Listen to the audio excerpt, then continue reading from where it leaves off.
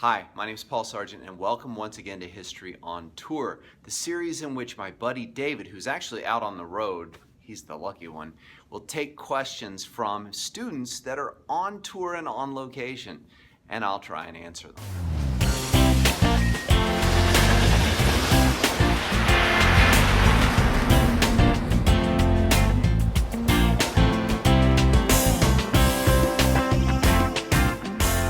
So today we have a special kind of situation in which a number of students that are on the same tour have a number of questions about, well, the French Revolution. So let's hear what they have to say. Hey, Sarge! Hey, we're here at the Louvre in Paris with some AP students from Armuchee High School in Georgia. We've got some questions for you.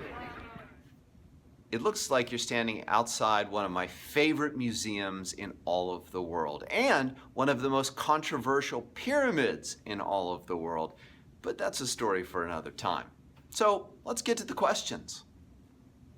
Hey, Sarge, would you consider Napoleon a part of the Revolutionary period or his own period, and why? Napoleon, yeah, he's sort of one of those figures that you don't quite know what to do with.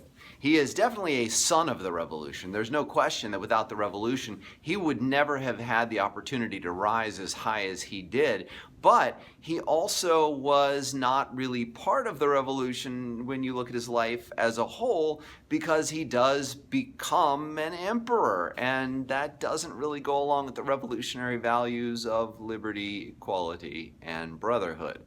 So this is a tough one, and this is one that people will argue over and over and over again. If you're looking for my opinion, here's what I say. In some ways, he's both. Napoleon is a part of the French Revolution because he expands on the revolutionary ideals and creates a stable society in France for a while that actually embraces many of the ideals of the revolution without having to resort to, the guillotine, stuff like that. On the other hand, he represents his own period because the whole concept of rule by an assembly or a group of people and the elimination of powers of the church and fighting against counter-revolutionaries and defending France with only really defending them and not really going on the offensive and, all of those things, well, he kind of turns his back on those. So, difficult question. I would say he's both. Hey Sarge, so I was just wondering, what was the deal with the Napoleon left hand thing? Ah yes, the hand in the shirt thing.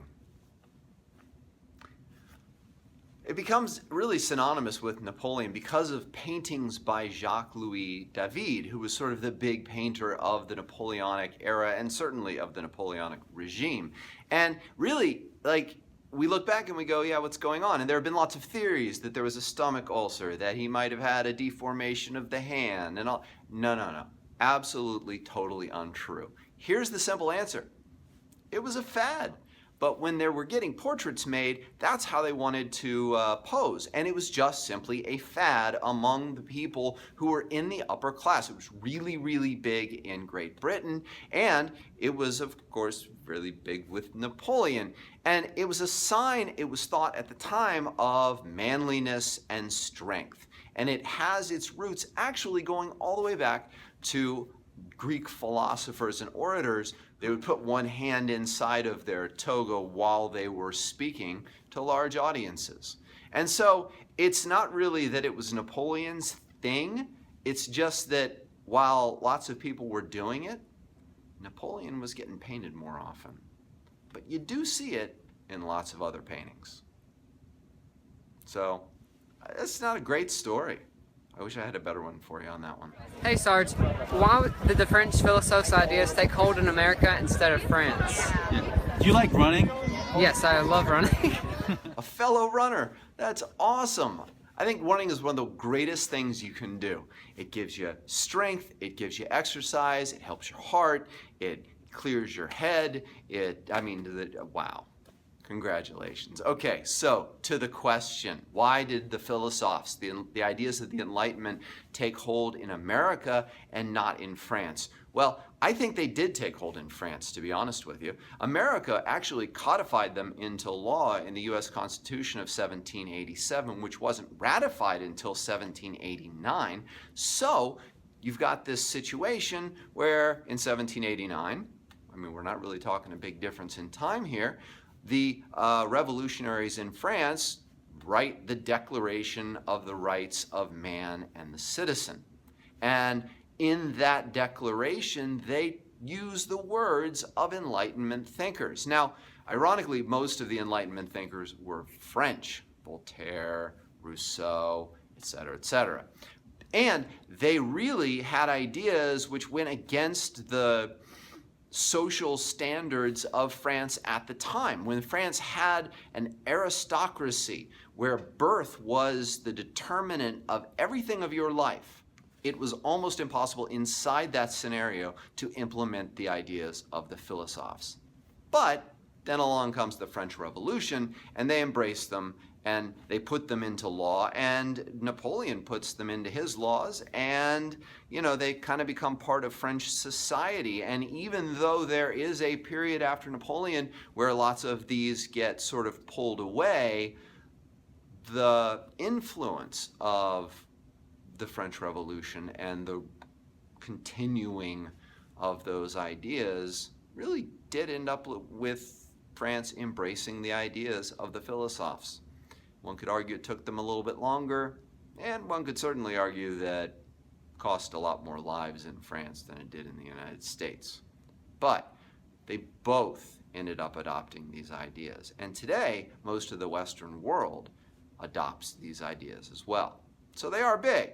But yeah, the honest truth was when these things were being written and when Diderot was publishing his encyclopedia, I mean, look, it wasn't going to happen under the Bourbon regime. That had to be removed or beheaded. Well, how about this? Let's be headed to the next question. Sarge, what's the point of the French Revolution if they let an emperor take power when they didn't want it? What was the point of the revolution? There it is. I love that we're finishing with this one because it's like the question that everybody asks when you're done studying the French Revolution. Like, what was the point? The whole idea was let's, fix France, and then you end up with, well, another Bourbon on the throne and a monarchical France, and yeah. So essentially, here's my answer. When revolutionary fervor is unleashed in a country, it's really impossible to determine where it's going to go. You start off with typically moderation, and then it gets more radical as revolutions are successful and more radical ideas come along. And in the case of the French Revolution, those radical ideas, well, they simply went too far. And they went to a point at which the people weren't backing the government because the government of the French Revolution was attacking its own people. And the only thing that the people wanted after a while was some sort of stability. And when Napoleon came along, well, he seemed like the answer. And he was the answer in many, many ways. But he also had ambitions that really no one could predict at the time. So over the course of Napoleon's rule, he gradually pulled more and more power into himself, and he began to look more and more like a monarch. And when he was eventually overthrown by the Grand Alliance against him, well, they put a monarch back on the throne because none of the other monarchs in Europe wanted a revolution to succeed, because if it did, it would mean that they would have to worry about revolutions succeeding in their own countries against them. And that isn't usually something that rulers go against. However, there's another side. The importance of the French Revolution is that it did unleash on Europe the ideas of nationalism and the ideas of romantic revolution in order to get that nationalist fervor. And it unleashed the ideas of liberalism. In fact, if you want to go over the isms, like, here's a video, click on it, I got them all there for you. But that's the lasting significance of the French Revolution. And I think sometimes Well, when you try something, it doesn't go like you hoped, and you just simply have to learn from it. And I think the Western world learned from the French Revolution in many ways. All right, well, hey, that was great. Got some great questions from some AP Euro students traveling out there. I wish I could be with you guys. Oh my gosh, I am so absolutely jealous because the Louvre has, in my opinion, the greatest painting ever. It's just my favorite. I don't know why. You know, you may have seen it on this channel here and there. Yeah. Anyway, so that's an overview of the French Revolution. And yes, I do need to make a video that covers all of this, and so I'll put that on the list. But until then, this is Paul Sargent, and you're watching History on Tour. Stay tuned, because I'm going to be going on tour myself. And I'm going to be taking questions from students that are on tour with me, as well as hopefully more questions coming in from David. So subscribe to my channel, and you can be a part of this international excitement. Till then, have yourselves a great day. I'll see you next time.